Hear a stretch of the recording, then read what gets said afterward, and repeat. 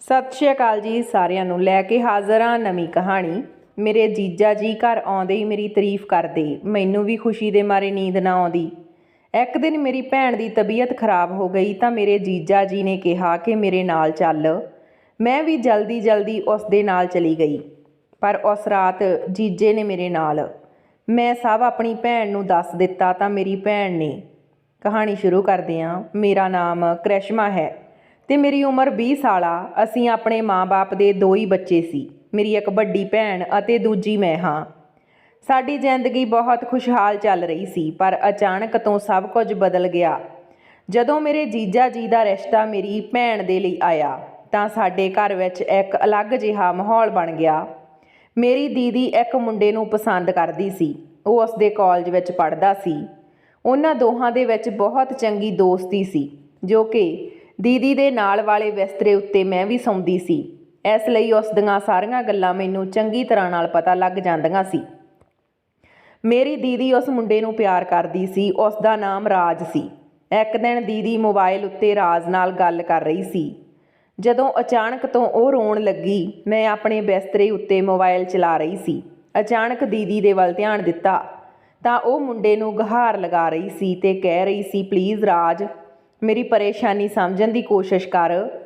ਅੱਜ ਹੀ mummy papa ਨੇ ਇਸ ਬਾਰੇ ਵਿੱਚ ਮੇਰੇ ਨਾਲ ਗੱਲ ਕੀਤੀ ਆ। ਜੇ ਤੂੰ ਰਿਸ਼ਤਾ ਲੈ ਕੇ ਨਾ ਆਇਆ ਤਾਂ ਮੁਸੀਬਤ ਹੋ ਜਾਵੇਗੀ। ਪਾਪਾ ਦੇ ਦੋਸਤ ਅਤੇ ਮੰਮੀ ਦੀ ਦੂਰ ਦੀ ਕਜ਼ਨ ਦੋਨੋਂ ਹੀ ਆਪਣੇ ਬੇਟੇ ਦਾ ਰਿਸ਼ਤਾ ਮੇਰੇ ਲਈ ਲੈ ਕੇ ਆਉਣਾ ਚਾਹੁੰਦੇ ਆ। ਜੇ ਰਿਸ਼ਤਾ ਆ ਗਿਆ ਤਾਂ ਪਾਪਾ ਕਿਸੇ ਵੀ ਸੂਰਤ ਵਿੱਚ ਮਨਾ ਨਹੀਂ ਕਰਨਗੇ। ਤੂੰ ਕਿਉਂ ਮੇਰੀ ਪਰੇਸ਼ਾਨੀ ਨਹੀਂ ਸਮਝ ਰਹੀ? ਦੀਦੀ ਦੀਆਂ ਅੱਖਾਂ ਵਿੱਚ ਹੰਝੂ ਸੀ ਤੇ ਮੈਂ ਵੀ ਪਰੇਸ਼ਾਨ ਹੋ ਕੇ ਉੱਠ ਗਈ ਸੀ। ਇਹ ਗੱਲ ਤਾਂ ਸੱਚ ਸੀ ਕਿ ਅੱਜ ਖਾਣੇ ਦੇ ਟੇਬਲ ਉੱਤੇ ਮੰਮੀ ਨੇ ਇਸ ਬਾਰੇ ਵਿੱਚ ਗੱਲ ਕੀਤੀ ਸੀ। ਪਾਪਾ ਵੀ ਚਾਹੁੰਦੇ ਸੀ ਦੀਦੀ ਦਾ ਜਲਦੀ ਤੋਂ ਜਲਦੀ ਵਿਆਹ ਹੋ ਜਾਵੇ। ਮੰਮੀ ਦੀ ਗੱਲ ਸੁਣ ਕੇ ਦੀਦੀ ਚੁੱਪਚਾਪ ਕਮਰੇ ਵਿੱਚ ਚਲੀ ਆਈ ਸੀ। ਮੈਨੂੰ ਦੀਦੀ ਦਾ ਦੁਖੀ ਚਿਹਰਾ ਦੇਖ ਕੇ ਬਹੁਤ ਅਫਸੋਸ ਹੋ ਰਿਹਾ ਸੀ ਤਾਂ ਮੈਂ ਸੋਚਿਆ ਸੀ ਕਿ ਮੈਂ ਇਕੱਲੀ ਹੀ ਮੰਮੀ ਨਾਲ ਇਸ ਬਾਰੇ ਵਿੱਚ ਗੱਲ ਕਰੂੰਗੀ ਤੇ ਉਹਨਾਂ ਨੂੰ ਇਸ਼ਾਰੇ ਵਿੱਚ ਹੀ ਦੱਸ ਦਿਉਂਗੀ ਕਿ ਦੀਦੀ ਕਿਸੇ ਹੋਰ ਨੂੰ ਪਸੰਦ ਕਰਦੀ ਆ। ਉਸ ਉੱਤੇ ਆਪਣੀ ਪਸੰਦ ਨਾ ਥੋਪੋ। ਪਰ ਹੁਣ ਦੀਦੀ ਦਾ ਹਾਲ ਦੇਖ ਕੇ ਮੈਨੂੰ ਪਤਾ ਚੱਲਿਆ ਕਿ ਉਹ ਬਹੁਤ ਪਰੇਸ਼ਾਨ ਆ। ਉਹ ਰਾਜ ਨੂੰ ਬਹੁਤ ਮੁਹੱਬਤ ਕਰਦੀ ਆ। ਉਹਨਾਂ ਨੇ ਰਾਜ ਦੀਆਂ ਬਹੁਤ ਮਿੰਨਤਾਂ ਕੀਤੀਆਂ ਕਿ ਕਿਸੇ ਵੀ ਤਰ੍ਹਾਂ ਰਿਸ਼ਤਾ ਲੈ ਕੇ ਆ, ਵਰਨਾ ਆਪਾਂ ਦੋਨੋਂ ਕਦੇ ਇੱਕ ਨਹੀਂ ਹੋ ਪਾਵਾਂਗੇ। ਇਸ ਦੇ ਬਾਅਦ ਉਹਨਾਂ ਨੇ ਫੋਨ ਬੰਦ ਕਰ ਦਿੱਤਾ। ਮੈਨੂੰ ਆਪਣੀ ਦੀਦੀ ਉੱਤੇ ਬਹੁਤ ਤਰਸ ਆ ਰਿਹਾ ਸੀ ਤੇ ਉਹਨਾਂ ਦੀ ਅਧੂਰੀ ਪ੍ਰੇਮ ਕਹਾਣੀ ਉੱਤੇ ਦੁੱਖ ਵੀ ਹੋ ਰਿਹਾ ਸੀ। ਤਾਂ ਉਦੋਂ ਹੀ ਮੈਂ ਉਹਨਾਂ ਦੇ ਕੋਲ ਗਈ ਤੇ ਉਹਨਾਂ ਦਾ ਹੱਥ ਫੜਦੇ ਹੋਏ ਬੋਲੀ, ਦੀਦੀ ਇਸ ਤਰ੍ਹਾਂ ਪਰੇਸ਼ਾਨ ਨਾ ਹੋਵੋ, ਉੱਪਰ ਵਾਲਾ ਤੁਹਾਡੇ ਹੱਕ ਵਿੱਚ ਫੈਸਲਾ ਕਰੇਗਾ। ਤਾਂ ਅਚਾਨਕ ਮੇਰੀ ਦੀਦੀ ਮੇਰੇ ਗਲ ਨਾਲ ਲੱਗ ਗਈ ਤੇ ਉੱਚੀ ਉੱਚੀ ਰੋਣ ਲੱਗੀ। ਮੈਨੂੰ ਉਹਨਾਂ ਦਾ ਰੋਣਾ ਬਹੁਤ ਬੁਰਾ ਲੱਗ ਰਿਹਾ ਸੀ। ਮੈਂ ਉਹਨਾਂ ਨੂੰ ਆਪਣੇ ਤੋਂ ਅਲੱਗ ਕਰਦੇ ਹੋਏ ਕਿਹਾ, ਦੀਦੀ ਕਿਉਂ ਪਰੇਸ਼ਾਨ ਹੋ ਰਹੇ ਹੋ? ਉੱਪਰ ਵਾਲਾ ਸਭ ਦੇਖ ਰਿਹਾ ਤੇ ਤੁਸੀਂ ਦੋਨਾਂ ਦਾ ਪਿਆਰ ਸੱਚਾ ਹੋਵੇਗਾ ਤਾਂ ਤੁਸੀਂ ਦੋਨੋਂ ਮਿਲ ਜਾਓਗੇ। ਇਸ ਤਰ੍ਹਾਂ ਪਰੇਸ਼ਾਨ ਹੋਣ ਦੀ ਕੋਈ ਜ਼ਰੂਰਤ ਨਹੀਂ ਅਤੇ ਮੈਂ ਮੰਮੀ ਨੂੰ ਮਨਾਉਣ ਦੀ ਕੋਸ਼ਿਸ਼ ਕਰਾਂਗੀ। ਮੈਂ ਜਿੰਨਾ ਹੋ ਸਕਦਾ ਆਪਣੀ ਭੈਣ ਨੂੰ ਸੰਭਾਲਣ ਦੀ ਕੋਸ਼ਿਸ਼ ਕੀਤੀ। ਮੈਂ ਗੁੱਸੇ ਨਾਲ ਦੀਦੀ ਦਾ ਫੋਨ ਚੁੱਕਿਆ ਤੇ ਰਾਜ ਦਾ ਨੰਬਰ ਮਿਲਾ ਕੇ ਫੋਨ ਕੰਨ ਉੱਤੇ ਲਗਾ ਲਿਆ। ਦੀਦੀ ਪੂਰੀ ਤਰ੍ਹਾਂ ਨਾਲ ਆਪਣੀ ਹੋਸ਼ ਵਿੱਚ ਨਹੀਂ ਸੀ। ਯਕੀਨਨ ਉਹ ਰਾਜ ਨੂੰ ਬਹੁਤ ਪਿਆਰ ਕਰਦੀ ਸੀ ਅਤੇ ਉਸ ਦੀ ਹਾਲਤ ਦੇਖ ਕੇ ਮੈਨੂੰ ਇਹ ਚੰਗੀ ਤਰ੍ਹਾਂ ਸਮਝ ਵਿੱਚ ਆ ਗਿਆ। ਫੋਨ ਕੰਨ ਉੱਤੇ ਲੱਗਦੇ ਹੀ ਮੈਂ ਸ਼ੁਰੂ ਹੋ ਗਈ ਕਿ ਤੁਸੀਂ ਸਮਝਦੇ ਕੀ ਹੋ ਖੁਦ ਨੂੰ? ਜੇ ਤੁਹਾਨੂੰ ਮੇਰੀ ਭੈਣ ਪਸੰਦ ਨਹੀਂ ਸੀ ਤਾਂ ਫਿਰ ਉਸ ਨਾਲ ਪਿਆਰ ਦਾ ਵਾਅਦਾ ਕਿਉਂ ਕੀਤਾ? ਜਦੋਂ ਸਾਥ ਦੇਣ ਦਾ ਵਕਤ ਆਇਆ ਤਾਂ ਤੁਸੀਂ ਪਿੱਛੇ ਹਟ ਰਹੇ ਹੋ। ਮੈਂ ਤੁਹਾਨੂੰ ਦੱਸ ਰਹੀ ਹਾਂ ਕਿ ਰਾਜ ਅਜਿਹਾ ਨਹੀਂ ਚੱਲੇਗਾ। ਮੇਰੀ ਬਸ ਇੱਕ ਹੀ ਭੈਣ ਆ। ਮੈਂ ਉਸ ਨੂੰ ਇਸ ਤਰ੍ਹਾਂ ਰੋਂਦੇ ਹੋਏ ਨਹੀਂ ਦੇਖ ਸਕਦੀ। ਤੁਹਾਨੂੰ ਉਸ ਦੇ ਲਈ ਰਿਸ਼ਤਾ ਲੈ ਕੇ ਆਉਣਾ ਹੋਵੇਗਾ, ਵਰਨਾ ਮੇਰੇ ਤੋਂ ਬੁਰਾ ਕੋਈ ਨਹੀਂ ਹੋਵੇਗਾ। ਇਹ ਬੋਲ ਕੇ ਮੈਂ ਫੋਨ ਰੱਖ ਦਿੱਤਾ।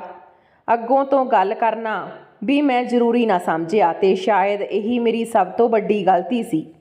ਉਹ ਰਾਤ ਹੌਲੀ ਹੌਲੀ ਬੀਤਦੀ ਗਈ ਤੇ ਮੈਂ ਆਪਣੀ ਭੈਣ ਨੂੰ ਆਪਣੇ ਸੀਨੇ ਨਾਲ ਲਗਾ ਲਿਆ, ਜਿਵੇਂ ਇੱਕ ਮਾਂ ਆਪਣੇ ਬੱਚੇ ਨੂੰ ਗਲ ਨਾਲ ਲਾਉਂਦੀ ਆ। ਅਗਲੀ ਸਵੇਰ ਦਾ ਸੂਰਜ ਪੂਰੀ ਰੌਸ਼ਨੀ ਦੇ ਨਾਲ ਚਮਕ ਰਿਹਾ ਸੀ। ਅਸੀਂ ਦੋਨੋਂ ਭੈਣਾਂ ਇੱਕ ਦੂਜੇ ਨਾਲ ਲੱਗ ਕੇ ਗਹਿਰੀ ਨੀਂਦ ਵਿੱਚ ਸੀ ਜਦੋਂ ਅਚਾਨਕ ਮੰਮੀ ਕਮਰੇ ਵਿੱਚ ਆਈ ਤੇ ਸਾਨੂੰ ਜਗਾਉਂਦੇ ਹੋਏ ਬੋਲੀ ਕਿ ਪਤਾ ਨਹੀਂ ਬਾਹਰ ਕੌਣ ਆਇਆ, ਜਲਦੀ ਉੱਠ ਜਾਓ ਤੇ ਕ੍ਰਿਸ਼ਮਾ ਤੂੰ ਤਿਆਰ ਹੋ ਜਾ, ਉਹ ਲੋਕ ਤੈਨੂੰ ਬੁਲਾ ਰਹੇ ਆ। ਮੇਰੀ ਦੀਦੀ ਦੇ ਵੱਲ ਇਸ਼ਾਰਾ ਕਰਦੇ ਬੋਲਦੀ ਹੋਈ ਕਮਰੇ ਵਿੱਚੋਂ ਬਾਹਰ ਚਲੀ ਗਈ। ਇੱਕ ਪਲ ਦੇ ਲਈ ਮੈਂ ਵੀ ਹੈਰਾਨ ਸੀ ਕਿ ਆਖਰ ਅਜਿਹਾ ਕੌਣ ਸਾਡੇ ਘਰ ਆਇਆ ਜਿਸ ਨਾਲ ਮੰਮੀ ਇੰਨੀ ਪਰੇਸ਼ਾਨ ਨਜ਼ਰ ਆ ਰਹੀ ਆ, ਅਤੇ ਭੈਣ ਨੂੰ ਤਿਆਰ ਹੋਣ ਦੇ ਲਈ ਕਿਹਾ। ਇਹ ਗੱਲ ਨਾ ਮੈਨੂੰ ਸਮਝ ਆਈ ਤੇ ਨਾ ਹੀ ਭੈਣ ਨੂੰ। ਉਹ ਚੁੱਪਚਾਪ ਕੱਪੜੇ ਬਦਲ ਕੇ ਆਪਣੇ ਆਪ ਨੂੰ ਸਵਾਰ ਕੇ ਹੇਠਾਂ ਦੇ ਵੱਲ ਚਲੀ ਗਈ, ਜਦ ਕਿ ਮੈਂ ਵੀ ਕਮਰੇ ਨੂੰ ਸਮੇਟ ਕੇ ਹੇਠਾਂ ਆਈ। ਸਾਹਮਣੇ ਇੱਕ ਮੁੰਡਾ ਤੇ ਉਸ ਦੇ ਨਾਲ 2 ਅਧੇੜ ਉਮਰ ਦੇ ਆਦਮੀ ਅਤੇ ਇੱਕ ਔਰਤ ਬੈਠੇ ਸੀ। ਭੈਣ ਦੀਆਂ ਅੱਖਾਂ 'ਚ ਚਮਕ ਆ ਗਈ। ਮੈਂ ਹੈਰਾਨ ਹੋ ਗਈ ਕਿ ਭੈਣ ਇਹਨਾਂ ਲੋਕਾਂ ਨੂੰ ਦੇਖ ਕੇ ਖੁਸ਼ ਕਿਉਂ ਹੋ ਰਹੀ ਆ, ਜਦ ਕਿ ਅੱਜ ਤੱਕ ਅਸੀਂ ਇਹਨਾਂ ਨੂੰ ਦੇਖਿਆ ਵੀ ਨਹੀਂ ਸੀ। ਜਿਵੇਂ ਹੀ ਉਹ ਮੁੰਡਾ ਖੜਾ ਹੋਇਆ ਤੇ ਭੈਣ ਦੇ ਵੱਲ ਇਸ਼ਾਰਾ ਕਰਦੇ ਹੋਏ ਬੋਲਿਆ, ਮੈਂ ਤਾਂ ਸਮਝ ਗਈ ਕਿ ਕੌਣ ਆ। ਦਰਅਸਲ ਉਹ ਰਾਜ ਸੀ, ਜੋ ਆਪਣੇ ਮਾਤਾ ਪਿਤਾ ਦੇ ਨਾਲ ਭੈਣ ਦੇ ਲਈ ਰਿਸ਼ਤਾ ਲੈ ਕੇ ਆਇਆ ਸੀ। ਉਹਨਾਂ ਦਾ ਘਰ ਅਤੇ ਕਾਰੋਬਾਰ ਬਹੁਤ ਚੰਗਾ ਸੀ। ਪਾਪਾ ਵੀ ਇਹੀ ਇੱਛਾ ਸੀ ਕਿ ਭੈਣ ਦਾ ਵਿਆਹ ਆਪਣੇ ਵਰਗੇ ਪਰਿਵਾਰ ਵਿੱਚ ਹੋਵੇ, ਪਰ ਜਦੋਂ ਉਹਨਾਂ ਨੂੰ ਪਤਾ ਚੱਲਿਆ ਕਿ ਇਸ ਰਿਸ਼ਤੇ ਵਿੱਚ ਭੈਣ ਦੀ ਵੀ ਰਜ਼ਾਮੰਦੀ ਆ, ਤਾਂ ਉਹਨਾਂ ਨੇ ਭੈਣ ਦੀਆਂ ਖੁਸ਼ੀਆਂ ਦੇ ਲਈ ਕੋਈ ਸਮਝੌਤਾ ਨਹੀਂ ਕੀਤਾ। ਪਾਪਾ ਨੇ ਭੈਣ ਦੇ ਰਿਸ਼ਤੇ ਦੇ ਲਈ ਹਾਂ ਕਰ ਦਿੱਤੀ। ਅੱਜ ਮੈਂ ਬਹੁਤ ਖੁਸ਼ ਹੋਈ ਕਿਉਂਕਿ ਮੇਰੀ ਭੈਣ ਦੇ ਚਿਹਰੇ ਉੱਤੇ ਬਹੁਤ ਦਿਨਾਂ ਦੇ ਬਾਅਦ ਸੱਚੀ ਖੁਸ਼ੀ ਦਾ ਅਹਿਸਾਸ ਚਮਕ ਰਿਹਾ ਸੀ। ਮੈਂ ਮੁਸਕਰਾਉਂਦੇ ਹੋਏ ਆਪਣੀ ਭੈਣ ਦੇ ਚਿਹਰੇ ਨੂੰ ਦੇਖ ਰਹੀ ਸੀ ਤਾਂ ਮੈਨੂੰ ਰਾਜ ਜੀਜੂ ਦੀ ਆਵਾਜ਼ ਸੁਣਾਈ ਦਿੱਤੀ। ਰਾਜ ਜੀਜੂ ਮੈਨੂੰ ਕਹਿ ਰਹੇ ਸੀ ਕਿ ਸਾਲੀ ਸਾਹਿਬਾ, ਹੁਣ ਤਾਂ ਤੁਹਾਨੂੰ ਕੋਈ ਦਿੱਕਤ ਨਹੀਂ ਨਾ? ਜੇ ਕੋਈ ਦਿੱਕਤ ਆ ਤਾਂ ਮੈਨੂੰ ਦੱਸੋ, ਮੈਂ ਹੁਣੇ ਹੱਲ ਕਰ ਦਿੰਨਾ। ਰਾਜ ਜੀਜੂ ਦੀ ਗੱਲ ਸੁਣ ਕੇ ਮੈਂ ਮੁਸਕਰਾਉਂਦੇ ਹੋਏ ਉਹਨਾਂ ਦੇ ਵੱਲ ਦੇਖਿਆ ਤੇ ਸਿਰ ਹਿਲਾਉਂਦੇ ਹੋਏ ਕਿਹਾ, ਨਹੀਂ ਨਹੀਂ ਜੀਜਾ ਜੀ, ਕੋਈ ਸਮੱਸਿਆ ਨਹੀਂ, ਤੁਸੀਂ ਆ ਗਏ, ਇਹੀ ਕਾਫੀ ਆ। ਬਸ ਇੰਨਾ ਯਾਦ ਰੱਖੋ ਕਿ ਅਸੀਂ ਆਪਣੀ ਦੀਦੀ ਨੂੰ ਬਹੁਤ ਨਾਜ਼ਾਂ ਦੇ ਨਾਲ ਪਾਲਿਆ। ਤੁਹਾਡੇ ਵੱਲੋਂ ਕੋਈ ਸ਼ਿਕਾਇਤ ਨਹੀਂ ਚਾਹੀਦੀ।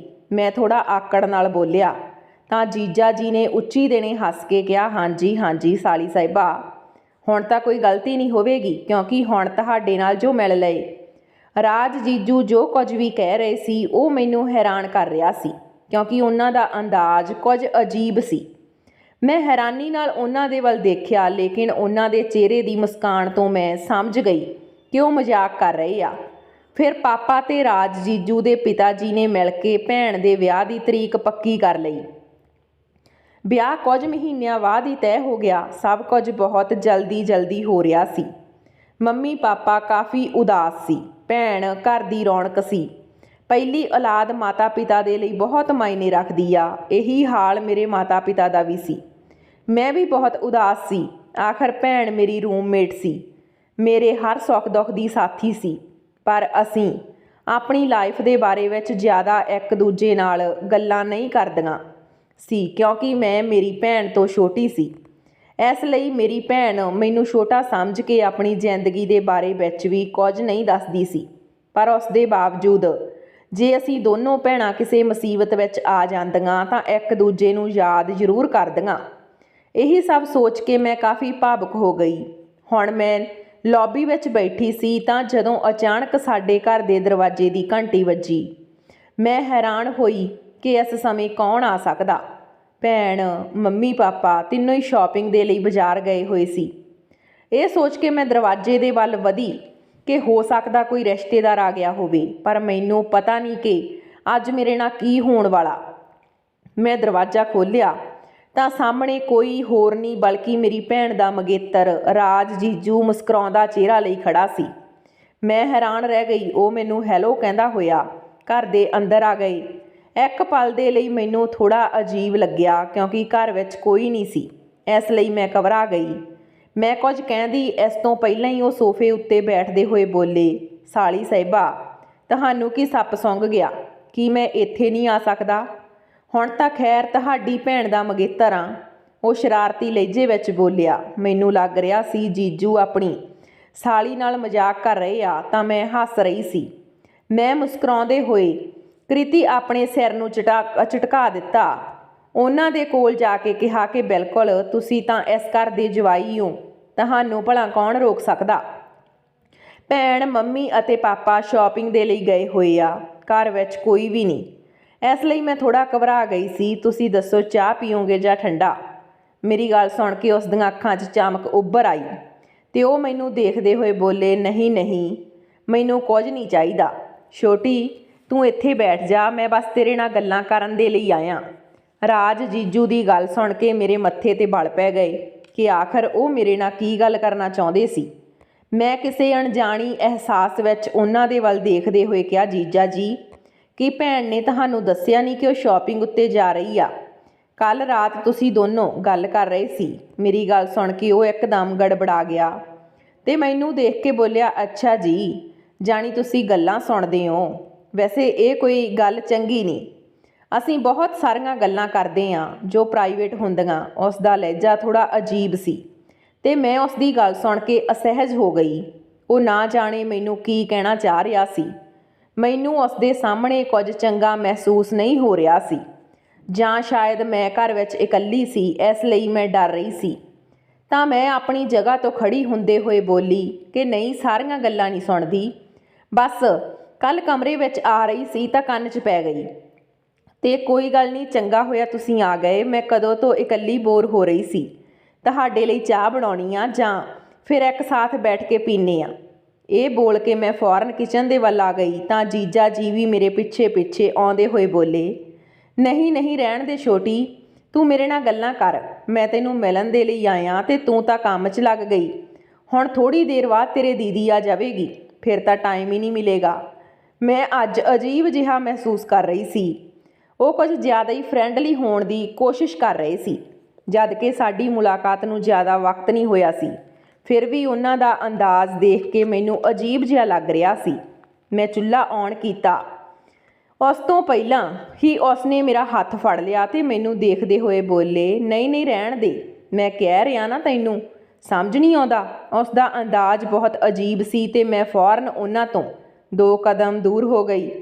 ਮੈਨੂੰ ਘਬਰਾਹਟ ਹੋ ਰਹੀ ਸੀ, ਪਰ ਘਰ ਵਿੱਚ ਕੋਈ ਨਹੀਂ ਸੀ, ਇਸ ਲਈ ਮੈਂ ਸਹਿਮ ਗਈ। ਉਹ ਮੈਨੂੰ ਦੇਖਦੇ ਹੋਏ ਬੋਲਦੇ ਆ ਕਿ ਨਾ, ਆਪਾਂ ਦੋਨੋਂ ਬੈਠਦੇ ਹਾਂ, ਤੂੰ ਕਿਚਨ ਵੱਲ ਕਿਉਂ ਚਲੀ ਗਈ? ਮੈਂ ਮਨਾ ਕਰ ਰਿਹਾ ਨਾ, ਤੂੰ ਆ ਕੀ ਮੰਨ ਹੀ ਨਹੀਂ ਰਹੀ? ਜਦ ਕਿ ਮੈਂ ਇਸ ਵਾਰ ਉਹਨਾਂ ਦੇ ਵੱਲ ਦੇਖਿਆ ਨਹੀਂ ਅਤੇ ਉਹਨਾਂ ਨੂੰ ਮਨਾ ਕਰਨ ਉੱਤੇ ਕੋਈ ਜਵਾਬ ਵੀ ਨਹੀਂ ਦਿੱਤਾ। ਬਸ ਚੁੱਪਚਾਪ ਸੋਫੇ ਉੱਤੇ ਆ ਕੇ ਬੈਠ ਗਈ।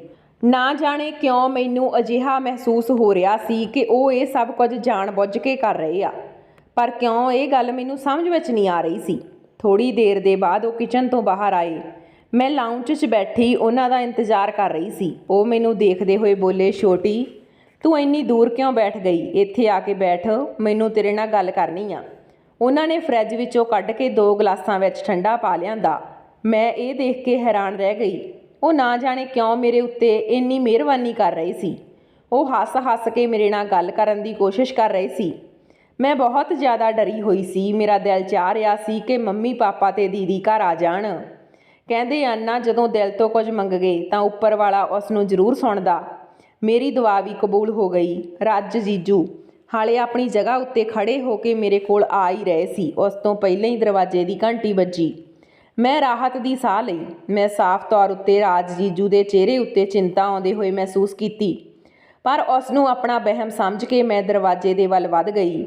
ਮੇਰੇ ਸੋਚੇ ਅਨੁਸਾਰ ਦਰਵਾਜ਼ੇ ਉੱਤੇ ਮੰਮੀ ਪਾਪਾ ਤੇ ਦੀਦੀ ਹੀ ਸੀ, ਜੋ ਸ਼ਾਪਿੰਗ ਦੇ ਬੈਗ ਹੱਥ ਵਿੱਚ ਲੈ ਕੇ ਘਰ ਵਿੱਚ ਆ ਗਈ। ਪਰ ਸਾਹਮਣੇ ਰਾਜ ਜੀਜੂ ਨੂੰ ਖੜੇ ਦੇਖ ਕੇ ਤਿੰਨੋਂ ਹੈਰਾਨ ਹੋ ਗਏ। ਦੀਦੀ ਜੀਜੂ ਦੇ ਵੱਲ ਦੇਖਦੇ ਹੋਏ ਬੋਲੀ, ਤੁਸੀਂ ਇੱਥੇ ਅੱਜ? ਤਾਂ ਤੁਸੀਂ ਕਿਸੇ ਮੀਟਿੰਗ ਵਿੱਚ ਦੇ ਸਿਲਸਿਲੇ ਵਿੱਚ ਦੂਜੇ ਸ਼ਹਿਰ ਜਾ ਰਹੇ ਸੀ, ਫਿਰ ਇੱਥੇ ਕਿਵੇਂ ਆਉਣਾ ਹੋਇਆ? ਦੀਦੀ ਦੀ ਗੱਲ ਸੁਣ ਕੇ ਇੱਕ ਪਲ ਦੇ ਲਈ ਜੀਜੇ ਦੇ ਚਿਹਰੇ ਦਾ ਰੰਗ ਬਦਲ ਗਿਆ। ਫਿਰ ਉਹ ਮੁਸਕਰਾਉਂਦੇ ਹੋਏ ਬੋਲੇ, ਤੇਰੇ ਬਿਨ ਦਿਲ ਨਹੀਂ ਲੱਗ ਕੀਤਾ। ਮੈਂ ਜਾ ਰਿਹਾ ਸੀ ਦੂਜੇ ਸ਼ਹਿਰ, ਪਰ ਅੱਧੇ ਰਸਤੇ ਤੋਂ ਹੀ ਮੈਨੂੰ ਬਹੁਤ ਬੁਰਾ ਜਿਹਾ ਲੱਗਿਆ। ਮੈਂ ਜ਼ਿੰਦਗੀ 'ਚ ਕਦੇ ਤੈਨੂੰ ਮਨਾ ਨਹੀਂ ਕੀਤਾ, ਪਰ ਅੱਜ ਮਨਾ ਕਰਕੇ ਬਹੁਤ ਜ਼ਿਆਦਾ ਗਲਤੀ ਮਹਿਸੂਸ ਹੋ ਰਹੀ ਆ। ਇਸ ਲਈ ਮੈਂ ਘਰ ਆ ਗਿਆ। ਸੋਚਿਆ ਕਿ ਘਰ ਆ ਕੇ ਮਿਲ ਜਾਊਂਗਾ, ਲੇਕਿਨ ਆਉਣ ਦੇ ਬਾਅਦ ਪਤਾ ਚੱਲਿਆ ਕਿ ਤੂੰ ਤਾਂ ਘਰ ਵਿੱਚ ਹੀ ਨਹੀਂ, ਸਿਵਾਏ ਛੋਟੀ ਦੇ। ਵੈਸੇ ਤੇਰੀ ਛੋਟੀ ਭੈਣ ਬਹੁਤ ਚੰਗੀ ਆ। ਉਸਨੇ ਮੇਰੀ ਬਹੁਤ ਖਾਤਰਦਾਰੀ ਕਰਨ ਦੀ ਕੋਸ਼ਿਸ਼ ਕੀਤੀ, ਪਰ ਆਪਣੀ ਕ੍ਰਿਸ਼ਮਾ ਇੰਨੀ ਛੋਟੀ ਆ ਕਿ ਮੇਰਾ ਬਿਲਕੁਲ ਦਿਲ ਨਹੀਂ ਕੀਤਾ ਕਿ ਇਸ ਤੋਂ ਕੋਈ ਕੰਮ ਕਰਾਵਾਂ। ਜੀਜੂ ਦੀ ਗੱਲ ਸੁਣ ਕੇ ਮੇਰੇ ਦਿਲ 'ਚ ਜੋ ਵੀ ਬੁਰੇ ਖਿਆਲ ਆਏ ਸੀ, ਉਹਨਾਂ ਸਭ ਉੱਤੇ ਮੈਨੂੰ ਅਫਸੋਸ ਹੋਇਆ। ਉਹ ਤਾਂ ਇੰਨੇ ਚੰਗੇ ਇਨਸਾਨ ਸੀ ਅਤੇ ਇੰਨੀ ਚੰਗੀ ਤਰ੍ਹਾਂ ਗੱਲ ਕਰ ਰਹੇ ਸੀ। ਜੀਜੂ ਦੀ ਗੱਲ ਸੁਣ ਕੇ ਮੇਰੀ ਦੀਦੀ ਦੀਆਂ ਅੱਖਾਂ 'ਚ ਵੀ ਚਮਕ ਆ ਗਈ ਤੇ ਉਸ ਦੇ ਚਿਹਰੇ ਉੱਤੇ ਮੁਸਕਾਨ ਆ ਗਈ। ਮੰਮੀ ਪਾਪਾ ਵੀ ਬੇਹੱਦ ਖੁਸ਼। ਉਹ ਸਮਝ ਗਏ ਕਿ ਦੀਦੀ ਦੇ ਲਈ ਉਹਨਾਂ ਤੋਂ ਬਿਹਤਰ ਕੋਈ ਹੋਰ ਨਹੀਂ ਹੋ ਸਕਦਾ। ਇਹੀ ਖਿਆਲ ਮੇਰਾ ਵੀ ਸੀ। ਅਸੀਂ ਕਾਫੀ ਟਾਈਮ ਬੈਠ ਕੇ ਗੱਲਾਂ ਕਰਦੇ ਰਹੇ। ਹੁਣ ਮੈਨੂੰ ਉਹਨਾਂ ਨਾਲ ਗੱਲ ਕਰਦੇ ਬਿਲਕੁਲ ਵੀ ਘਬਰਾਹਟ ਨਹੀਂ ਹੋ ਰਹੀ ਸੀ, ਬਲਕਿ ਮੈਂ ਵੱਧ ਚੜ੍ਹ ਕੇ ਗੱਲਾਂ 'ਚ ਹਿੱਸਾ ਲੈ ਰਹੀ ਸੀ। ਇਹੀ ਵਜ੍ਹਾ ਸੀ ਕਿ ਇੱਕ ਦੋ ਵਾਰ ਮੈਨੂੰ ਥੋੜ੍ਹੀ ਜਿਹੀ ਉਲਝਣ ਵੀ ਹੋਈ, ਪਰ ਇਹ ਸੋਚ ਕੇ ਮੈਂ ਨਜ਼ਰਅੰਦਾਜ਼ ਕਰ ਦਿੱਤਾ ਕਿ ਜੀਜੂ ਦਾ ਨੇਚਰ ਹੀ ਅਜਿਹਾ। ਸਮਾਂ ਗੁਜ਼ਰਦਾ ਜਾ ਰਿਹਾ ਸੀ। ਦਿਨ ਆਪਣੀ ਰਫ਼ਤਾਰ ਦੇ ਮੁਤਾਬਕ ਲੰਘ ਰਹੇ ਸੀ ਤੇ ਵਿਆਹ ਦਾ ਦਿਨ ਵੀ ਕਰੀਬ ਆ ਗਿਆ। ਹਰ ਤਰ੍ਹਾਂ ਗਰਮਾ ਗਰਮੀ ਦਾ ਮਾਹੌਲ ਸੀ। ਕੋਈ ਆਪਣੀ ਸ਼ਾਪਿੰਗ ਕਰ ਰਿਹਾ ਸੀ, ਕੋਈ ਪਾਰਲਰ ਵਿੱਚ ਜਾ ਰਿਹਾ ਸੀ, ਕਿਸੇ ਦਾ ਕੋਈ ਸਮਾਨ ਨਹੀਂ ਮਿਲ ਰਿਹਾ ਸੀ, ਕੋਈ ਮਹਿੰਦੀ ਲਗਵਾ ਰਿਹਾ ਸੀ। ਮੈਂ ਇਹ ਸਭ ਦੇਖ ਕੇ ਬਹੁਤ ਹੀ ਖੁਸ਼ ਹੋਈ। ਮੰਮੀ ਤੇ ਮੈਂ ਸਭ ਦਾ ਬਹੁਤ ਧਿਆਨ ਰੱਖ ਰਹੇ ਸੀ। ਇਸ ਤਰ੍ਹਾਂ ਬਰਾਤ ਦਾ ਦਿਨ ਵੀ ਆ ਗਿਆ। ਅੱਜ ਮੇਰੀ ਦੀਦੀ ਘਰ ਤੋਂ ਵਿਦਾ ਹੋਣ ਵਾਲੀ ਸੀ ਤੇ ਮੈਂ ਤੇ ਮੰਮੀ ਬਹੁਤ ਭਾਵੁਕ ਹੋ ਰਹੀਆਂ ਸੀ। ਪਾਪਾ ਵੀ ਕਈ ਵਾਰ ਆਪਣੇ ਦੁੱਖ ਦਾ ਇਜ਼ਹਾਰ ਕਰ ਚੁੱਕੇ ਸੀ। ਦੀਦੀ ਵੀ ਬੇਹੱਦ ਉਦਾਸ ਤੇ ਥੋੜ੍ਹੀ ਖੁਸ਼ ਵੀ ਦਿਖ ਰਹੀ ਸੀ। ਆਖਰਕਾਰ ਉਹਨਾਂ ਨੂੰ ਉਹਨਾਂ ਦੀ ਪਸੰਦ ਦਾ ਮੁੰਡਾ ਜੋ ਮਿਲਣ ਵਾਲਾ ਸੀ। ਸਭ ਲੋਕ ਮੈਰਿਜ ਹਾਲ ਵਿੱਚ ਪਹੁੰਚ ਗਏ। ਮੈਂ ਦਰਵਾਜ਼ੇ 'ਤੇ ਹੀ ਖੜੀ ਹੋ ਕੇ ਜੀਜੂ ਜੀ ਦਾ ਇੰਤਜ਼ਾਰ ਕਰ ਰਹੀ ਸੀ। ਆਖਰਕਾਰ ਉਹਨਾਂ ਨੂੰ ਰੋਕ ਕੇ ਰਿਬਨ ਕਟਾਈ ਉੱਤੇ ਮੈਨੂੰ ਮੋਟੀ ਰਕਮ ਮਿਲਣ ਵਾਲੀ ਸੀ। ਮੇਰੇ ਨਾਲ ਮੇਰੀਆਂ ਸਹੇਲੀਆਂ ਤੇ ਮੇਰੀਆਂ ਕਜ਼ਨ ਖੜੀਆਂ ਸੀ। ਕੁਝ ਪਲਾਂ ਬਾਅਦ ਅਸਮਾਨ ਵਿੱਚ ਅਸਤਬਾਜ਼ੀ ਹੋਣ ਲੱਗੀ ਤੇ ਢੋਲ ਵੱਜਣ ਲੱਗੇ। ਇਸ ਦਾ ਮਤਲਬ ਸੀ ਕਿ ਜੀਜਾ ਜੀ ਘਰ 'ਚ ਆ ਚੁੱਕੇ ਆ। ਬਰਾਤ ਬੜੇ ਧੂਮਧਾਮ ਨਾਲ ਆਈ। ਅਸੀਂ ਸਭ ਨੇ ਮੁਸਕਰਾਉਂਦੇ ਹੋਏ ਜੀਜਾ ਜੀ ਨੂੰ ਦੇਖਿਆ, ਜੋ ਘੋੜੇ 'ਤੇ ਬੈਠ ਕੇ ਬੜੇ ਹੀ ਜੋਸ਼ ਵਿੱਚ ਨਜ਼ਰ ਆ ਰਹੇ ਸੀ। ਉਹਨਾਂ ਨੇ ਘੋੜੇ ਤੋਂ ਉਤਾਰਿਆ ਗਿਆ। ਮੰਮੀ ਨੇ ਉਹਨਾਂ ਦਾ ਬੜੇ ਚੰਗੀ ਤਰ੍ਹਾਂ ਸਵਾਗਤ ਕੀਤਾ, ਪਰ ਜਿਵੇਂ ਹੀ ਉਹ ਮੈਰਿਜ ਹਾਲ ਵਿੱਚ ਦਾਖਲ ਹੋਣ ਲੱਗੇ, ਅਸੀਂ ਸਹੇਲੀਆਂ ਤੇ ਕਜ਼ਨ ਉਹਨਾਂ ਦੇ ਸਾਹਮਣੇ ਆ ਗਈਆਂ। ਅਸੀਂ ਰਿਬਨ ਲੈ ਕੇ ਉਹਨਾਂ ਨੂੰ ਰੋਕਿਆ ਤੇ ਬਹਿਸਬਾਜ਼ੀ ਹੋਣ ਲੱਗੀ। ਉਹਨਾਂ ਦੇ ਵੱਲੋਂ ਕੁਝ ਆਇਆ ਤੇ ਕੁਝ ਸਾਡੇ ਵੱਲੋਂ ਕਿਹਾ ਗਿਆ, ਪਰ ਜੀਜਾ ਜੀ ਨੇ ਕਾਫੀ ਸਾਰੇ ਪੈਸੇ ਮੇਰੇ ਹੱਥ 'ਤੇ ਰੱਖ ਦਿੱਤੇ ਤੇ ਬੋਲੇ ਕਿ ਸਾਲੀ ਸਾਹਿਬਾ, ਤੇਰੇ ਲਈ ਤਾਂ ਮੈਂ ਆਪਣੀ ਪੂਰੀ ਜਾਇਦਾਦ ਵਾਰ ਦੇਵਾਂਗਾ। ਭਲਾ ਇਹ ਕੋਈ ਰਕਮ ਮਾਇਨੇ ਨਹੀਂ ਰੱਖਦੀ। ਜੇ ਹੁਣ ਇਜਾਜ਼ਤ ਹੋਵੇ ਤਾਂ ਅਸੀਂ ਅੰਦਰ ਆ ਸਕਦੇ ਹਾਂ। ਜੀਜਾ ਜੀ ਦੇ ਇਸ ਮਜ਼ਾਕ ਉੱਤੇ ਮੇਰੇ ਨਾਲ ਦੀਆਂ ਸਹੇਲੀਆਂ ਤੇ ਕਜ਼ਨ ਸਭ ਹੱਸ ਰਹੀਆਂ ਸੀ। ਮੈਂ ਵੀ ਮੁਸਕਰਾਈ ਤਾਂ ਜੀਜਾ ਜੀ ਮੇਰੀ ਗੱਲ ਉੱਤੇ ਹੱਥ ਰੱਖਦੇ ਹੋਏ ਬੋਲੇ, ਆਓ ਚਲੋ ਤੇਰੀ ਦੀਦੀ ਨਾਲ ਮੁਲਾਕਾਤ ਕਰਦੇ ਹਾਂ। ਮੈਂ ਅਚਾਨਕ ਸ਼ਰਮ ਨਾਲ ਲਾਲ ਹੋ ਗਈ। ਉਹਨਾਂ ਦਾ ਇਹ ਅੰਦਾਜ਼ ਮੈਨੂੰ ਥੋੜ੍ਹਾ ਜਿਹਾ ਅਜੀਬ ਲੱਗਿਆ। ਮੈਂ ਬਹੁਤ ਸ਼ਾਂਤ ਸੁਭਾਅ ਦੀ ਕੁੜੀ ਸੀ। ਜ਼ਿਆਦਾ ਗੱਲਾਂ ਕਰਨਾ ਮੈਨੂੰ ਪਸੰਦ ਨਹੀਂ ਸੀ। ਇਸ ਲਈ ਅਸੀਂ ਦੋਨੋਂ ਭੈਣਾਂ ਥੋੜ੍ਹੀਆਂ ਅਲੱਗ ਸੀ। ਦੀਦੀ ਦੇ ਹੋਣ ਵਾਲੇ ਪਤੀ ਦੇ ਨਾਲ ਮੈਂ ਸਟੇਜ ਤੱਕ ਆਈ, ਜਦ ਕਿ ਦੀਦੀ ਮੁਸਕਰਾ ਕੇ ਸਾਨੂੰ ਦੇਖ ਰਹੀ ਸੀ। ਥੋੜ੍ਹੀ ਹੀ ਦੇਰ ਵਿੱਚ ਵਿਆਹ ਦੀਆਂ ਸਾਰੀਆਂ ਰਸਮਾਂ ਹੋ ਗਈਆਂ। ਮੇਰੀ ਦੀਦੀ ਹਮੇਸ਼ਾ ਦੇ ਲਈ ਰਾਜ ਜੀਜੂ ਦੀ ਹੋ ਗਈ ਤੇ ਮੇਰਾ ਦਿਲ ਬਹੁਤ ਉਦਾਸ ਸੀ, ਕਿਉਂਕਿ ਮੈਂ ਆਪਣੀ ਜ਼ਿੰਦਗੀ ਦੀ ਹਰ ਤਕਲੀਫ ਭੈਣ ਦੇ ਕੋਲ ਲੈ ਜਾਂਦੀ ਸੀ। ਇਸ ਲਈ ਅੱਜ ਉਹਨਾਂ ਦਾ ਜਾਣਾ ਮੈਨੂੰ ਬਹੁਤ ਜ਼ਿਆਦਾ ਤਕਲੀਫ ਦੇ ਰਿਹਾ ਸੀ। ਥੋੜ੍ਹੀ ਦੇਰ ਬਾਅਦ ਹੀ ਵਿਦਾਈ ਹੋਣ ਵਾਲੀ ਸੀ। ਮੈਂ ਚੁੱਪਚਾਪ ਇੱਕ ਕੋਨੇ 'ਚ ਜਾ ਕੇ ਬੈਠ ਗਈ। ਮੇਰੀਆਂ ਅੱਖਾਂ 'ਚ ਹੰਝੂ ਸੀ ਤੇ ਮੇਰਾ ਦਿਲ ਬਹੁਤ ਉਦਾਸ ਸੀ, ਜਦੋਂ ਅਚਾਨਕ ਮੈਨੂੰ ਆਪਣੇ ਮੋਢੇ ਉੱਤੇ ਇੱਕ ਮਰਦਾਨਾ ਹੱਥ ਮਹਿਸੂਸ ਹੋਇਆ। ਮੈਂ ਮੁੜ ਕੇ ਦੇਖਿਆ ਤਾਂ ਜੀਜਾ ਜੀ ਮੇਰੇ ਪਿੱਛੇ ਖੜੇ ਸੀ। ਇੱਕ ਪਲ ਦੇ ਲਈ ਮੈਂ ਸਹਿਮ ਗਈ। ਉਹ ਮੈਨੂੰ ਦੇਖਦੇ ਹੋਏ ਬੋਲੇ, ਸਾਲੀ ਸਾਹਿਬਾ, ਤੂੰ ਕਿਉਂ ਪਰੇਸ਼ਾਨ ਹੋ ਰਹੀ ਆਂ? ਮੈਂ ਵਾਅਦਾ ਕਰਦਾ ਕਿ ਤੇਰੀ ਭੈਣ ਨੂੰ ਮੈਂ ਬਹੁਤ ਖੁਸ਼ ਰੱਖਾਂਗਾ ਤੇ ਤੂੰ ਪਰੇਸ਼ਾਨ ਨਾ ਹੋ। ਜੀਜਾ ਜੀ ਨੇ ਇੰਨਾ ਕਹਿ ਕੇ ਇੱਕ ਵਾਰ ਫਿਰ ਮੇਰੀ ਗੱਲ ਨੂੰ ਖਿੱਚਿਆ। ਮੇਰਾ ਦਿਲ ਬਹੁਤ ਤੇਜ਼ੀ ਨਾਲ ਧੜਕ ਰਿਹਾ ਸੀ। ਇਹ ਕਿਹੋ ਜਿਹਾ ਅਹਿਸਾਸ ਸੀ? ਮੈਨੂੰ ਕੁਝ ਸਮਝ ਨਹੀਂ ਆ ਰਿਹਾ ਸੀ। ਨਾ ਜਾਣੇ ਕਿਉਂ ਹੁਣ ਮੈਨੂੰ ਜੀਜਾ ਜੀ ਤੋਂ ਘਬਰਾਹਟ ਹੋਣ ਲੱਗੀ। ਥੋੜ੍ਹੀ ਦੇਰ ਬਾਅਦ ਹੀ ਦੀਦੀ ਹਮੇਸ਼ਾ ਦੇ ਲਈ ਸਾਨੂੰ ਛੱਡ ਕੇ ਆਪਣੇ ਘਰ ਚਲੀ ਗਈ ਤੇ ਮੈਂ, ਮੰਮੀ ਤੇ ਪਾਪਾ ਬਹੁਤ ਹੀ ਰੋਏ। ਖੈਰ, ਇਸੇ ਵਕਤ ਤਰ੍ਹਾਂ ਦਿਨ ਲੰਘਦੇ ਗਏ ਤੇ ਵਕਤ ਬੀਤਦਾ ਗਿਆ। ਭੈਣ ਦੇ ਵਿਆਹ ਨੂੰ 1 ਹਫ਼ਤੇ ਦਾ ਵਕਤ ਹੋ ਚੁੱਕਿਆ ਸੀ। ਰਿਸੈਪਸ਼ਨ ਦੀ ਰਸਮ ਵੀ ਬਹੁਤ ਚੰਗੀ ਤਰ੍ਹਾਂ ਹੋ ਗਈ। ਅੱਜ ਭੈਣ ਤੇ ਜੀਜਾ ਜੀ ਸਾਡੇ ਘਰੇ ਰੋਟੀ 'ਤੇ ਆ ਰਹੇ ਸੀ। ਸਭ ਕੁਝ ਬਹੁਤ ਚੰਗੀ ਤਰ੍ਹਾਂ ਤਿਆਰ ਕੀਤਾ ਗਿਆ। ਮੈਂ ਵੀ ਬਹੁਤ ਖੁਸ਼ ਸੀ, ਕਿਉਂਕਿ ਕਾਫੀ ਦਿਨਾਂ ਬਾਅਦ ਭੈਣ ਸਾਨੂੰ ਮਿਲਣ ਆ ਰਹੀ ਸੀ। ਮੈਂ ਲਾਲ ਰੰਗ ਦਾ ਸੂਟ ਪਾਇਆ ਸੀ, ਜੋ ਮੇਰੇ ਕਣਕ ਬੰਨੇ ਰੰਗ ਉੱਤੇ ਬਹੁਤ ਜ਼ਿਆਦਾ ਜੱਚ ਰਿਹਾ ਸੀ। ਥੋੜ੍ਹੇ ਟਾਈਮ ਬਾਅਦ ਹੀ ਭੈਣ ਅਤੇ ਜੀਜਾ ਜੀ ਘਰ ਆ ਗਏ। ਘਰ 'ਚ ਕਾਫੀ ਰੌਣਕ ਆ ਗਈ। ਜੀਜਾ ਜੀ ਅੱਜ ਜ਼ਰੂਰਤ ਤੋਂ ਜ਼ਿਆਦਾ ਹੀ ਮੇਰੀ ਤਾਰੀਫ ਕਰ ਰਹੇ ਸੀ। ਮੈਂ ਬਹੁਤ ਸੋਹਣੀ ਲੱਗਦੀ ਹਾਂ, ਪਰ ਮੇਰੀ ਭੈਣ ਬਹੁਤ ਖੁਸ਼ ਨਜ਼ਰ ਆ ਰਹੀ ਸੀ। ਇਹੀ ਵਜ੍ਹਾ ਸੀ ਕਿ ਅਸੀਂ ਸਭ ਸੰਤੁਸ਼ਟ ਹੋ ਗਏ। ਮੈਨੂੰ ਵੀ ਬਹੁਤ ਖੁਸ਼ੀ ਹੋਈ। ਜੀਜਾ ਜੀ ਦਾ ਵਾਰ-ਵਾਰ ਮੇਰੀ ਤਾਰੀਫ ਕਰਨਾ ਮੈਨੂੰ ਖੁਸ਼ੀ ਨਾਲ ਨਿਹਾਲ ਕਰ ਰਿਹਾ ਸੀ, ਪਰ ਮੈਨੂੰ ਨਹੀਂ ਪਤਾ ਸੀ ਕਿ ਇਹ ਇੰਨੀਆਂ ਤਾਰੀਫਾਂ ਮੇਰੇ ਹੀ ਗਲ 'ਚ ਫਾਹਾ ਪਾਉਣ ਵਾਲੀਆਂ। ਵਕਤ ਬੀਤਦਾ ਗਿਆ ਤੇ ਭੈਣ ਤੇ ਜੀਜਾ ਜੀ ਦੇ ਵਿਆਹ ਨੂੰ ਹੁਣ 6 ਮਹੀਨੇ ਹੋਣ ਵਾਲੇ ਸੀ। ਜੀਜਾ ਜੀ ਸਾਡੇ ਘਰ ਆਉਂਦੇ ਸੀ ਤਾਂ ਉਹਨਾਂ ਦੇ ਬੁੱਲ੍ਹਾਂ ਉੱਤੇ ਬਸ ਇੱਕ ਹੀ ਗੱਲ ਹੁੰਦੀ ਸੀ ਕਿ ਸਾਡੀ ਛੋਟੀ ਬਹੁਤ ਚੰਗੀ ਆ, ਕਿਸੇ ਵੀ ਘਰ ਵਿੱਚ ਜਾਵੇਗੀ ਤਾਂ ਉਸ ਘਰ ਨੂੰ ਜੰਨਤ ਬਣਾ ਦੇਵੇਗੀ। ਉਸ ਦੀਆਂ ਆਦਤਾਂ, ਉਸ ਦਾ ਅੰਦਾਜ਼ ਸਭ ਬਹੁਤ ਵਧੀਆ ਤੇ ਮੈਂ ਮੁਸਕਰਾ ਦਿੰਦੀ। ਸਾਡੇ ਵਿੱਚ ਬਹੁਤ ਚੰਗੀ ਦੋਸਤੀ ਹੋ ਗਈ। ਹੁਣ ਜਦੋਂ ਵੀ ਮੈਨੂੰ ਕੋਈ ਗੱਲ ਕਰਨੀ ਹੁੰਦੀ ਤਾਂ ਮੈਂ ਭੈਣ ਦੇ ਕੋਲ ਜਾਣ ਦੀ ਬਜਾਏ ਆਪਣੇ ਜੀਜਾ ਜੀ ਦੇ ਕੋਲ ਜਾਂਦੀ, ਕਿਉਂਕਿ ਜੀਜਾ ਜੀ ਸਾਡੇ ਘਰ ਦੇ ਇੱਕ ਮੈਂਬਰ ਬਣ ਗਏ ਸੀ। ਹੁਣ ਅਸੀਂ ਉਹਨਾਂ ਦੇ ਸਾਹਮਣੇ ਕੁਝ ਵੀ ਗੱਲ ਕਰਨ ਤੋਂ ਹਿਚਕਚਾਉਂਦੇ ਨਹੀਂ ਸੀ। ਜੀਜਾ ਜੀ ਵੀ ਸਾਫ਼ ਕਹਿ ਦਿਆ ਕਰਦੇ ਸੀ ਕਿ ਮੈਂ ਇਸ ਘਰ ਦਾ ਜਵਾਈ ਨਹੀਂ, ਬੇਟਾ। ਮੈਨੂੰ ਕਦੇ ਵੀ ਜਵਾਈ ਵਰਗਾ ਟਰੀਟਮੈਂਟ ਨਹੀਂ ਚਾਹੀਦਾ। ਛੋਟੀ ਦੇ ਘਰ ਨੂੰ ਜਵਾਈ ਬਣਾ ਲੈਣਾ। ਮੈਂ ਤਾਂ ਤੁਹਾਡਾ ਬੇਟਾ ਬਣ ਕੇ ਰਹਿਣਾ ਚਾਹੁੰਦਾ। ਉਸ ਦੀਆਂ ਇਹ ਗੱਲਾਂ ਮੈਨੂੰ ਬਹੁਤ ਚੰਗੀਆਂ ਲੱਗਦੀਆਂ। ਉਹ ਮੇਰੇ ਮੰਮੀ ਪਾਪਾ ਨੂੰ ਬਹੁਤ ਹੀ ਇੱਜ਼ਤ ਦਿੰਦੇ। ਅੱਜ ਵੀ ਉਹ ਸਾਡੇ ਘਰ ਆਏ ਸੀ।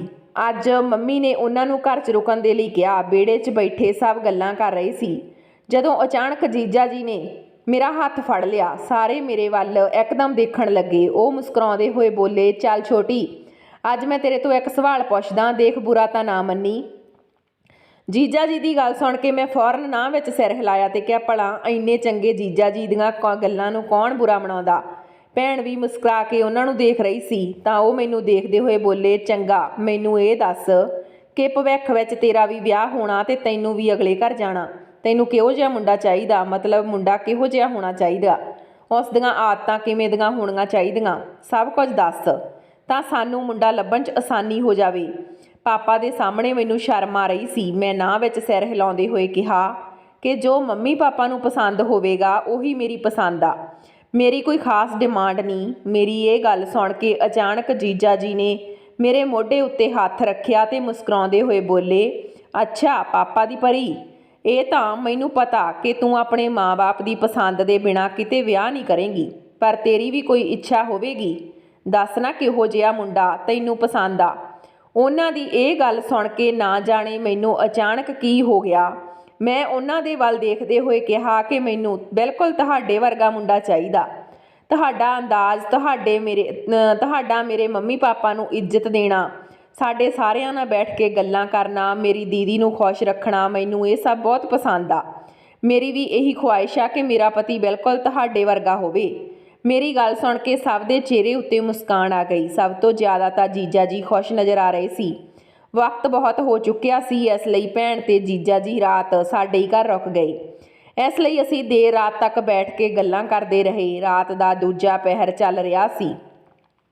ਥੱਕ ਹਾਰ ਕੇ ਸਭ ਆਪੋ ਆਪਣੇ ਕਮਰਿਆਂ ਵਿੱਚ ਜਾ ਕੇ ਸੌਣ ਦੇ ਲਈ ਲੇਟ ਗਏ। ਗੈਸਟ ਰੂਮ ਵਿੱਚ ਭੈਣ ਤੇ ਜੀਜਾ ਜੀ ਰੁਕੇ ਸੀ। ਉਹ ਦੋ ਸੀ, ਇਸ ਲਈ ਹੁਣ ਮੇਰੇ ਕਮਰੇ ਵਿੱਚ ਨਹੀਂ ਰੁਕ ਸਕਦੇ ਸੀ। ਮੈਂ ਗਹਿਰੀ ਨੀਂਦ ਵਿੱਚ ਸੌਂ ਰਹੀ ਸੀ ਜਦੋਂ ਅਚਾਨਕ ਮੈਨੂੰ ਆਪਣੇ ਆਸ-ਪਾਸ ਕੋਈ ਮਹਿਸੂਸ ਹੋਇਆ। ਜਦੋਂ ਮੈਂ ਅੱਖ ਖੋਲ੍ਹੀ ਤਾਂ ਕਮਰੇ ਵਿੱਚ ਇੱਧਰ ਉੱਧਰ ਦੇਖਿਆ, ਪਰ ਕਮਰੇ ਵਿੱਚ ਕੋਈ ਨਹੀਂ ਸੀ। ਅਜੀਬ ਜਿਹੀਆਂ ਨਿਗਾਹਾਂ ਦੀ ਤਪਸ਼ ਮੈਨੂੰ ਮਹਿਸੂਸ ਹੋ ਰਹੀ ਸੀ। ਇਹ ਗੱਲ ਮੇਰੀ ਵਿੱਚ ਸਮਝ ਵਿੱਚ ਨਹੀਂ ਆ ਰਹੀ ਸੀ।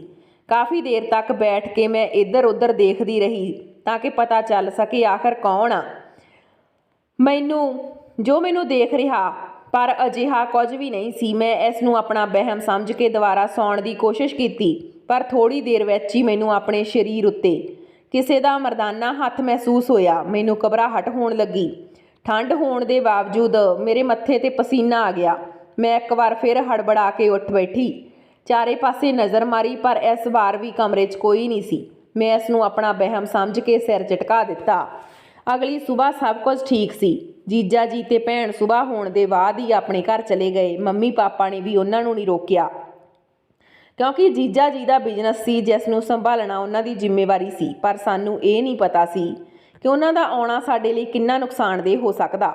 2 ਦਿਨ ਬਾਅਦ ਰਾਤ ਦੇ ਸਮੇਂ ਅਚਾਨਕ ਜੀਜਾ ਜੀ ਘਬਰਾਉਂਦੇ ਹੋਏ ਸਾਡੇ ਘਰ ਆਏ। ਮੰਮੀ ਪਾਪਾ ਵਿਹੜੇ 'ਚ ਬੈਠੇ ਆਪਸ 'ਚ ਗੱਲਾਂ ਕਰ ਰਹੇ ਸੀ ਤੇ ਮੈਂ ਵੀ ਉਹਨਾਂ ਦੇ ਕੋਲ ਹੀ ਸੀ। ਮੈਂ ਵੀ ਜਾ ਕੇ ਦਰਵਾਜ਼ਾ ਖੋਲ੍ਹਿਆ। ਉਹਨਾਂ ਨੂੰ ਘਬਰਾਇਆ ਦੇਖ ਕੇ ਮੈਂ ਵੀ ਪਰੇਸ਼ਾਨ ਹੋ ਗਈ। ਉਹ ਮੈਨੂੰ ਦੇਖਦੇ ਹੋਏ ਬੋਲੇ, ਕ੍ਰਿਸ਼ਮਾ, ਜਲਦੀ ਨਾਲ ਚੱਲ, ਨੇਹਾ ਦੀ ਤਬੀਅਤ ਬਹੁਤ ਖਰਾਬ ਹੋ ਗਈ ਆ, ਐਮਰਜੈਂਸੀ ਆ, ਹਸਪਤਾਲ ਵਿੱਚ ਆ, ਮੈਂ ਤੈਨੂੰ ਲੈਣ ਆਇਆ। ਇਹ ਸੁਣਦੇ ਹੀ ਮੈਂ ਬੇਚੈਨ ਹੋ ਗਈ। ਮੰਮੀ ਪਾਪਾ ਵੀ ਦਰਵਾਜ਼ੇ 'ਤੇ ਆ ਗਏ ਤੇ ਜੀਜਾ ਜੀ ਤੋਂ ਪੁੱਛਣ ਲੱਗੇ, ਕੀ ਹੋਇਆ, ਸਭ ਠੀਕ ਤਾਂ ਹੈ ਨਾ? ਅਸੀਂ ਵੀ ਨਾਲ ਚੱਲਦੇ ਹਾਂ।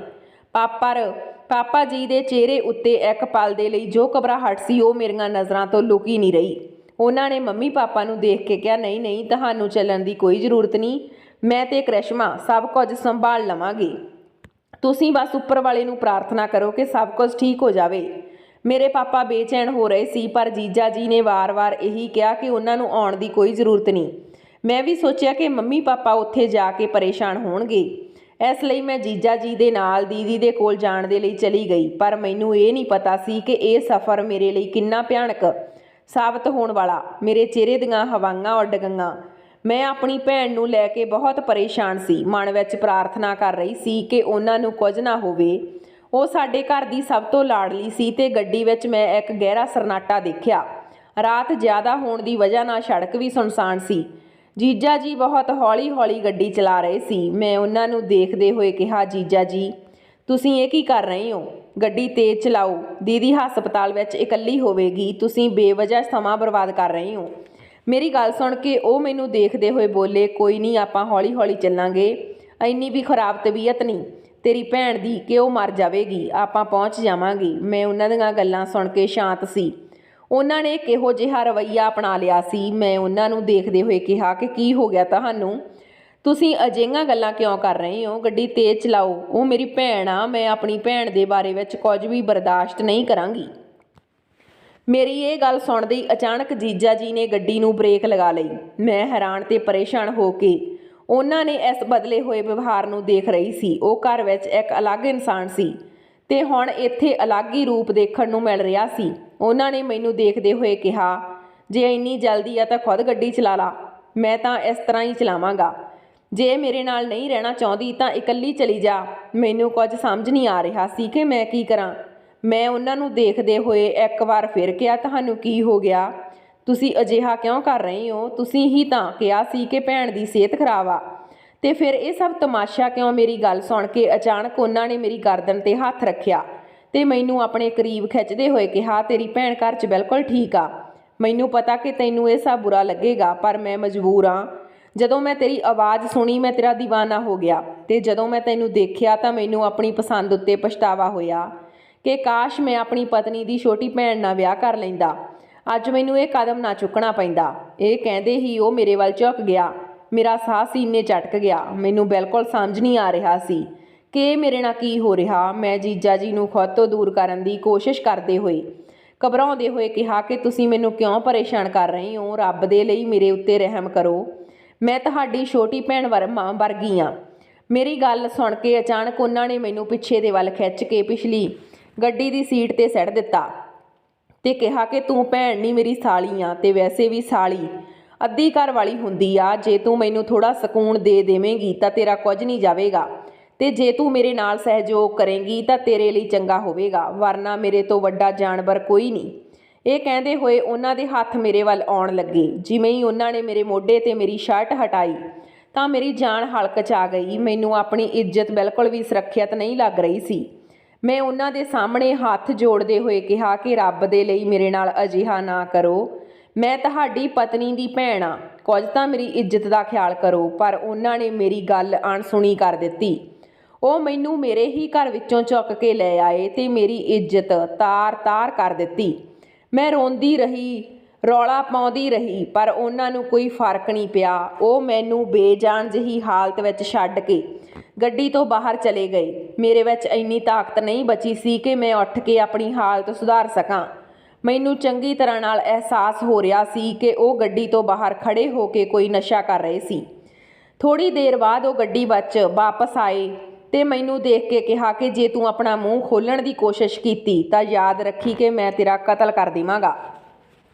ਬਲਕਿ ਨਹੀਂ, ਮੈਂ ਤੇਰੇ ਨਾਲ ਕੁਝ ਨਹੀਂ ਕਰਾਂਗਾ, ਤੇਰੀ ਭੈਣ ਨੂੰ ਪਾਗਲ ਬਣਾ ਦਿਆਂਗਾ, ਉਸ ਨੂੰ ਘਰ 'ਚੋਂ ਕੱਢ ਦਿਆਂਗਾ ਤੇ ਤਲਾਕ ਦੇ ਕੇ ਹਮੇਸ਼ਾ ਦੇ ਲਈ ਉਸ ਨਾਲ ਉਹ ਰਿਸ਼ਤਾ ਤੋੜ ਲਵਾਂਗਾ। ਇਸ ਲਈ ਚੁੱਪ ਰਹੀ। ਪਰ ਮੇਰਾ ਦਿਮਾਗ 7ਵੇਂ ਅਸਮਾਨ 'ਤੇ ਪਹੁੰਚ ਗਿਆ। ਮੈਂ ਸਭ ਕੁਝ ਬਰਦਾਸ਼ਤ ਕਰ ਸਕਦੀ ਸੀ, ਪਰ ਜੋ ਅੱਜ ਮੇਰੇ ਨਾਲ ਹੋਇਆ ਮੈਂ ਕਿਸੇ ਵੀ ਸੂਰਤ ਵਿੱਚ ਬਰਦਾਸ਼ਤ ਨਹੀਂ ਕਰ ਸਕਦੀ ਸੀ। ਮੈਂ ਚੁੱਪੀ ਸਾਧ ਰੱਖੀ ਤੇ ਬਸ ਸਿਰ ਝੁਕਾ ਕੇ ਬੈਠੀ ਰਹੀ। ਜਦੋਂ ਉਹਨਾਂ ਨੇ ਮੈਨੂੰ ਘਰ ਦੇ ਦਰਵਾਜ਼ੇ 'ਤੇ ਛੱਡਿਆ ਤੇ ਖੁਦ ਆਪਣੇ ਘਰ ਚਲੇ ਗਏ ਤਾਂ ਮੈਂ ਬਿਨਾਂ ਸੋਚੇ ਸਮਝੇ ਸਾਰੀ ਗੱਲ ਆਪਣੀ ਮਾਤਾ-ਪਿਤਾ ਦੇ ਸਾਹਮਣੇ ਖੋਲ੍ਹ ਦਿੱਤੀ। ਮੇਰੇ ਪਾਪਾ ਮੈਨੂੰ ਹੈਰਾਨੀ ਨਾਲ ਦੇਖ ਰਹੇ ਸੀ, ਪਰ ਮੇਰੀ ਹਾਲਤ ਖੁਦ ਹੀ ਦੱਸ ਰਹੀ ਸੀ ਕਿ ਮੈਂ ਝੂਠ ਨਹੀਂ ਬੋਲ ਰਹੀ। ਉਸ ਵਕਤ ਮੇਰੀ ਮਾਂ ਨੇ ਭੈਣ ਨੂੰ ਫੋਨ ਕਰਕੇ ਸਾਰੀ ਸਥਿਤੀ ਦੱਸ ਦਿੱਤੀ। ਮੈਨੂੰ ਲੱਗਿਆ ਕਿ ਭੈਣ ਸਾਡੇ ਨਾਲੋਂ ਰਿਸ਼ਤਾ ਤੋੜ ਦੇਵੇਗੀ, ਕਿਉਂਕਿ ਮੈਨੂੰ ਉਸ ਦਾ ਪਾਗਲਪਣ ਯਾਦ ਸੀ। ਪਰ ਅਜਿਹਾ ਕੁਝ ਨਹੀਂ ਹੋਇਆ। ਅਗਲੀ ਸੁਬਾਹ ਹੀ ਭੈਣ ਘਰ ਵਾਪਸ ਆ ਗਈ ਤੇ ਰੋਂਦੇ ਹੋਏ ਪਾਪਾ ਦੇ ਸਾਹਮਣੇ ਸਾਫ਼-ਸਾਫ਼ ਕਹਿ ਦਿੱਤਾ ਕਿ ਮੈਂ ਹਰ ਚੀਜ਼ ਬਰਦਾਸ਼ਤ ਕਰ ਸਕਦੀ ਹਾਂ, ਪਰ ਜੋ ਹਰਕਤ ਰਾਜ ਨੇ ਕੀਤੀ ਆ ਉਸ ਨੂੰ ਹੁਣ ਕਿਸੇ ਵੀ ਕੀਮਤ ਉੱਤੇ ਮਾफ़ ਨਹੀਂ ਕੀਤਾ ਜਾ ਸਕਦਾ। ਤੁਰੰਤ ਤਲਾਕ ਦੇ ਪੇਪਰ ਤਿਆਰ ਕਰਵਾਵਾਂਗੇ ਤੇ ਫਿਰ ਅਸੀਂ ਪੁਲਿਸ ਦੇ ਕੋਲ ਜਾ ਕੇ ਕੇਸ ਦੀ FIR ਦਰਜ ਕਰਵਾਵਾਂਗੇ। ਮੈਂ ਆਪਣੀ ਭੈਣ ਨੂੰ ਦੇਖ ਰਹੀ ਸੀ। ਮੈਨੂੰ ਉਸ ਦੀਆਂ ਗੱਲਾਂ ਉੱਤੇ ਬਿਲਕੁਲ ਯਕੀਨ ਨਹੀਂ ਹੋ ਰਿਹਾ ਸੀ। ਮੈਂ ਹੈਰਾਨ ਸੀ ਕਿ ਉਹ ਮੇਰੇ ਲਈ ਆਪਣੀ ਮੁਹੱਬਤ ਨੂੰ ਛੱਡ ਰਹੀ ਆ, ਪਰ ਅਜਿਹਾ ਨਹੀਂ ਸੀ ਕਿ ਮੇਰੀ ਭੈਣ ਨੇ ਸਾਨੂੰ ਦੱਸਿਆ ਕਿ ਅੱਜ ਤੋਂ ਪਹਿਲਾਂ ਵੀ ਕਈ ਵਾਰ ਰਾਜ ਨੇ ਗੱਲਾਂ-ਗੱਲਾਂ ਵਿੱਚ ਮੇਰੇ ਲਈ ਆਪਣੀ ਪਸੰਦ ਜ਼ਾਹਰ ਕੀਤੀ ਸੀ। ਦੀਦੀ ਹਮੇਸ਼ਾ ਇਸ ਨੂੰ ਮਜ਼ਾਕ ਵਿੱਚ ਲੈਂਦੀ ਸੀ। ਹੁਣ ਉਹਨਾਂ ਦੀ ਅਸਲੀਅਤ ਸਾਡੇ ਸਾਹਮਣੇ ਆ ਚੁੱਕੀ ਸੀ। ਭੈਣ ਦੇ ਵਕਤ ਉੱਤੇ ਕੀਤੇ ਗਏ ਫੈਸਲੇ ਨੇ ਸਾਨੂੰ ਬਹੁਤ ਹੀ ਨੁਕਸਾਨ ਤੋਂ ਬਚਾ ਲਿਆ। ਭੈਣ ਨੇ ਤਲਾਕ ਲੈ ਲਿਆ ਤੇ ਉਹਨਾਂ ਦੇ ਖਿਲਾਫ ਕੇਸ ਦਰਜ ਕਰਵਾ ਦਿੱਤਾ। ਅੱਜ ਵੀ ਮੈਂ ਬਹੁਤ ਦੁੱਖ ਮਹਿਸੂਸ ਕਰਦੀ ਹਾਂ ਕਿ ਮੇਰੀ ਇੱਜ਼ਤ ਵੀ ਚਲੀ ਗਈ ਤੇ ਭੈਣ ਦਾ ਘਰ ਵੀ ਉੱਜੜ ਗਿਆ। ਮੈਂ ਬਹੁਤ ਜ਼ਿਆਦਾ ਡਰ ਚੁੱਕੀ ਸੀ। ਮੈਂ ਪਹਿਲਾਂ ਹੀ ਕਿਸੇ ਨਾਲ ਗੱਲ ਨਹੀਂ ਕਰਦੀ ਸੀ, ਹੁਣ ਹੋਰ ਵੀ ਜ਼ਿਆਦਾ ਚੁੱਪ ਹੋ ਗਈ। ਮੇਰੇ ਪਾਪਾ, ਮੰਮੀ ਤੇ ਭੈਣ ਮੈਨੂੰ ਬਹੁਤ ਸਮਝਾਉਣ ਦੀ ਕੋਸ਼ਿਸ਼ ਕਰਦੇ ਸੀ, ਪਰ ਮੈਂ ਕੁਝ ਵੀ ਨਹੀਂ ਕਰਦੀ ਸੀ। ਜ਼ਿੰਦਗੀ ਨੇ ਮੈਨੂੰ ਇੰਨਾ ਸਿਖਾ ਦਿੱਤਾ ਸੀ ਕਿ ਕਿਸੇ ਉੱਤੇ ਵੀ ਅੱਖਾਂ ਬੰਦ ਕਰਕੇ ਭਰੋਸਾ ਨਹੀਂ ਕਰਨਾ ਚਾਹੀਦਾ ਤੇ ਰਿਸ਼ਤੇ ਵਿੱਚ ਆਪਣੀ ਸੀਮਾ ਨੂੰ ਬਣਾ ਕੇ ਰੱਖਣਾ ਚਾਹੀਦਾ, ਚਾਹੇ ਰਿਸ਼ਤਾ ਕੋਈ ਵੀ ਹੋਵੇ। ਅਤੇ ਸਾਲੀ ਅਤੇ ਜੀਜੇ ਦਾ ਰਿਸ਼ਤਾ ਤਾਂ ਅੱਗ ਵਰਗਾ ਹੁੰਦਾ, ਉਸ ਤੋਂ ਦੂਰੀ ਬਣਾਈ ਰੱਖਣਾ ਹੀ ਬਿਹਤਰ ਹੁੰਦਾ। ਮੈਂ ਨਹੀਂ ਕਹਿੰਦੀ ਕਿ ਹਰ ਕੋਈ ਇੱਕੋ ਜਿਹਾ ਹੁੰਦਾ, ਪਰ ਜੋ ਕੁਝ ਮੇਰੇ ਨਾਲ ਹੋਇਆ ਮੈਂ ਨਹੀਂ ਚਾਹੁੰਦੀ ਕਿ ਉਹ ਕਿਸੇ ਹੋਰ ਨਾਲ ਵੀ ਹੋਵੇ। ਮੇਰੀ ਭੈਣ ਨੇ ਆਪਣੇ ਪਤੀ ਨੂੰ ਤਲਾਕ ਦੇ ਕੇ ਸਹੀ ਕੀਤਾ ਜਾਂ ਗਲਤ? ਕਮੈਂਟ ਬਾਕਸ ਵਿੱਚ ਆਪਣੇ ਵਿਚਾਰ ਜ਼ਰੂਰ ਦਿਓ। ਮਿਲਦੇ ਹਾਂ ਕਿਸੇ ਨਵੀਂ ਕਹਾਣੀ ਦੇ ਨਾਲ। ਤਦ ਤੱਕ ਸਤਿ ਸ਼੍ਰੀ ਅਕਾਲ।